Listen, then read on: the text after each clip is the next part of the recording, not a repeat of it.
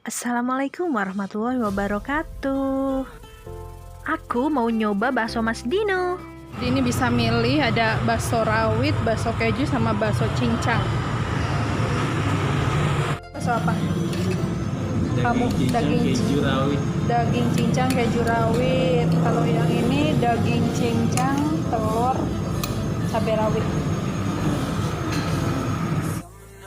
Ini daftar harga baksonya. Ya ampun, gimana nggak panggilan alam? Mengenal sekilas sejarah tentang bakso, siapa sih yang tak kenal bakso? Hampir di setiap tempat di penjuru Indonesia selalu ada penjual bakso yang khas dari daerahnya masing-masing. Begitupun bakso bagi masyarakat Indonesia. Seolah-olah makan bakso menjadi kebiasaan masyarakat Indonesia untuk menjalin kebersamaan, misalnya melalui perayaan kumpul keluarga hingga menjamu tamu dari lain tempat. Namun, siapa yang mengira menu ini ternyata memiliki sejarah yang panjang di Indonesia? Dibawa oleh para pedagang Tiongkok, makanan daging giling ini mendapat tempat di hati seluruh masyarakat Indonesia. Hingga bakso pun mengalami percampuran atau alkulturasi budaya oleh berbagai suku bangsa di tanah air. Bakso berasal dari dinasti Ming. Sejarah bakso berasal dari cerita masa dinasti Ming tahun 1368 sampai 1644 Tiongkok sampai sekarang.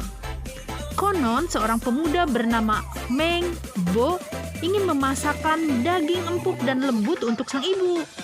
Ia terinspirasi dari kue mochi, cemilan yang terbuat dari ketan yang ditumbuk agak halus, sehingga makanan ini terasa lembut. Meng Bo pun menumbuk daging yang alot membentuk bulatan-bulatan kecil dan dihidangkan bersama kaldu hangat. Ternyata, makanan dari daging giling ini populer ke seluruh kota Fuzhou hingga ke seluruh Tiongkok. Zaman pun silih berganti. Makanan ini secara turun-temurun diwariskan dari satu generasi ke generasi lain oleh bangsa Tiongkok.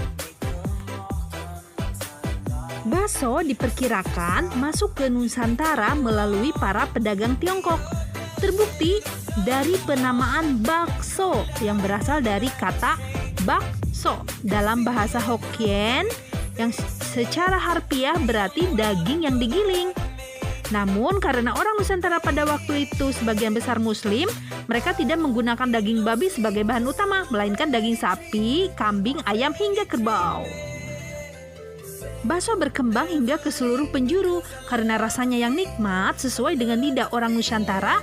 Akulturasi budaya pun terjadi hingga terdapat berbagai variasi resep bakso menyesuaikan lokasi.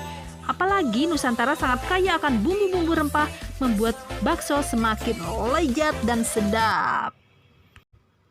Hobiku makan bakso, bagaimana dengan kalian?